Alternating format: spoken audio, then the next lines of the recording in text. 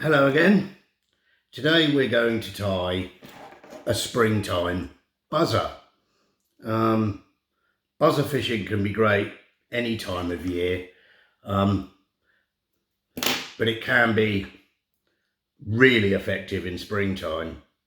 I'm just loading my bobbin with a UTC Ultra, and that will be in black, and it's size 70. Size 12 long shank style hook in the vise. I'm just going to start my thread just behind the eye, and in touching turns bring it down to about halfway. Pick up your peacock quill. We just get one here, or just did pick one up and then promptly dropped it on the floor, which was amazing. So get a peacock quill. You can strip these yourself. This is just a Vineyards hand stripped peacock quill. It's in golden olive, the colour. These things are incredibly delicate. You really got to watch what you're doing with these things. So I'm going to catch it in on the side. Oh, come on. I'm going to catch it in. I'm going to run it down till just past the bend. Come here. And then we're going to take my thread back up. I'm just going to spin my bobbin anti-clockwise to flatten my thread out. This UTC thread is a flat thread, but obviously where I wind forward, what you actually do is you coil it up as you wind. So to flatten it back out, again, little spin anti-clockwise will just help. We're going to take this thread back maybe halfway. We're going to take it back up just to help me with any taper. And there we go. Now we're going to take the peacock quill. I'm just going to pop it into some hackle pliers. We're going to take the peacock quill up around, leaving a little gap with every turn. Now, these things are incredibly delicate. I just want less of a gap on that first turn. These things are incredibly delicate. So you do have to really watch what you're doing. I don't much like using these actually. You can get synthetic quill, which is quite good. I've got no problem with it. Leaving, and it is a bit tougher than the natural quill. But we're just bringing this up now till I get to my thorax area. Oh, it just slipped in the it just slipped in the pliers just on that last turn. So we're just going to come around again. Like I've said before, it's patience, patience, patience, patience. We're going to come round. I'll have a little bit of a bigger gap because I noticed I was kind of running out actually. But that's fine. That's fine. I'm happy with that. We're going to come round on this last turn. We're going to put the thread over. I'm going to catch it with the thread. Keeping the thread tight now I've caught it. Just going to catch that in. Don't worry if it all twists round, and we just break it off. And there's your body. Now, for the cheeks of the buzzer, I'm actually going to use Glow Bright floss, believe it or not. I tried this one day and I quite like it.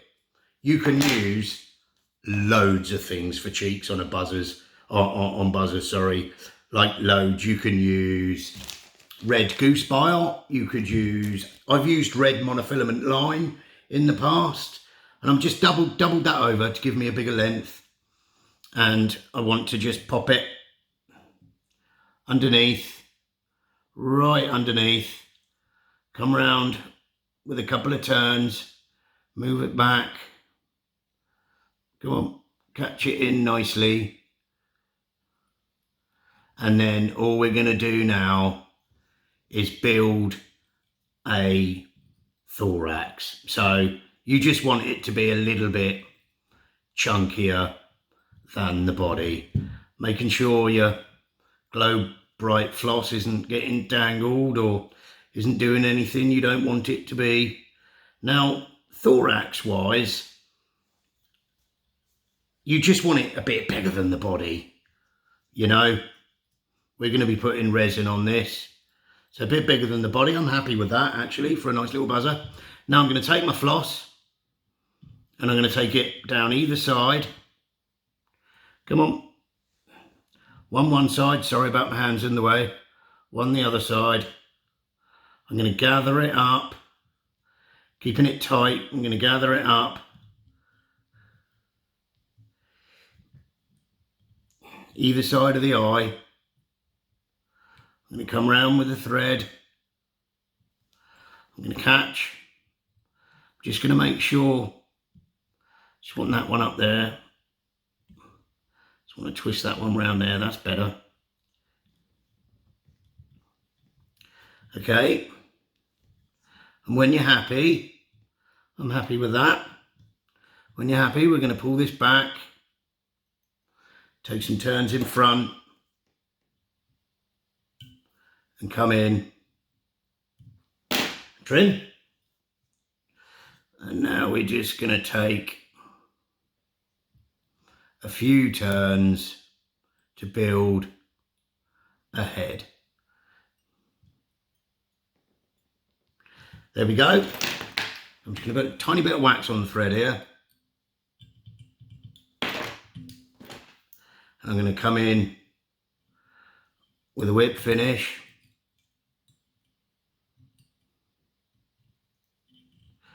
I'm going to take that up, take it back down again, pull thread nice and tight, trim. We've got a little tiny bit of the floss just sticking out the head. Not that it really matters. Best thing to do is just put a flame on it and just get rid of it and any fluffy bits. I've actually been fishing this morning, which is why my hands are probably a bit dirty. I didn't actually cast a line. I went looking to see if I could get any carp on a fly, but couldn't see anything worth casting to. But anyway, let's get on with this. And now we're just going to resin it. So I'm just going to pop a bit of resin on the top, like that. And I'm going to come round with my needle. I'm just going to coat the fly. You know, this bit takes time, you know, but just have some patience with it. Have some patience with it. Thinking about the shape. Always got to think about the shape of the fly. Let it soak in to the threads on the top. I just want a little bit more, just underneath. Just going to run this down the body, underneath, run it around that body. Really want to protect the quill body, you know. This is the bit you can spend absolutely ages on because you want this bit to be as good as you can get it. Now, I'm happy with that. When you're happy, I'm just going to have a good look round. Where's my foot pedal? When you're happy, come in and zap it.